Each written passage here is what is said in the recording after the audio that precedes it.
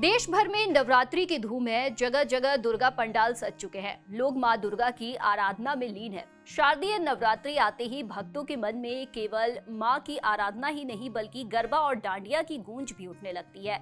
गरबा एक ऐसा पावन नृत्य जिसे देवी की महिमा के सम्मान में किया जाता है। सज धज कर लोग बड़े ही उत्साह से गरबा करते हैं और आपने देखा होगा गरबा सिर्फ हमारे देश ही नहीं बल्कि विदेशों में भी आयोजित होता है।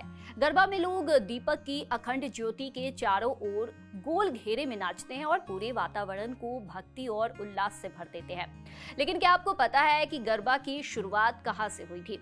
दरअसल गरबा शब्द गर्भा से निकला है जिसका अर्थ है गर्भ। इसका आशय है सृष्टि की वो आदि शक्ति, वो उद्गम स्थल जहां से ब्रह्मांड ने जन्म लिया। जब गरबा खेला जाता है तो उसके केंद्र में रखा दीपक इस बात का प्रतीक होता है कि मां की दिव्य शक्ति सृष्टि के गर्भ में स्थित शाश्वत ज्योति की तरह है। गरबा का घेरा भी यूं ही नहीं बनाया जाता। गोलाकार नृत्य जन्म, मृत्यु और पुनर्जन्म के अनंत चक्र का प्रतिनिधित्व करता है। ठीक वैसे ही जैसे सूर्य के चारों ओर सभी ग्रह अपनी परिक्रमा करते हैं, वैसे ही भक्त दीपक की ज्योति के चारों ओर घूमते हुए नृत्य करते हैं। गरबा कोई साधारण लोक नृत्य नहीं है बल्कि ये उत्साह से भरपूर एक सतत साधना है।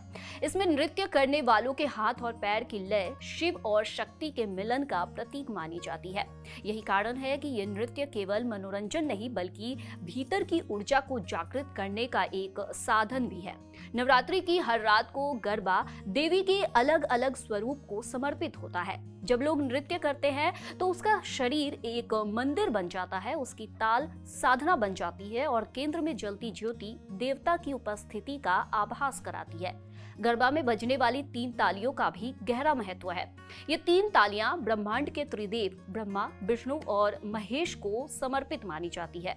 हर ताली मानो उन शक्तियों का आह्वान करती है जो सृष्टि की रक्षा और पालन में लगी है।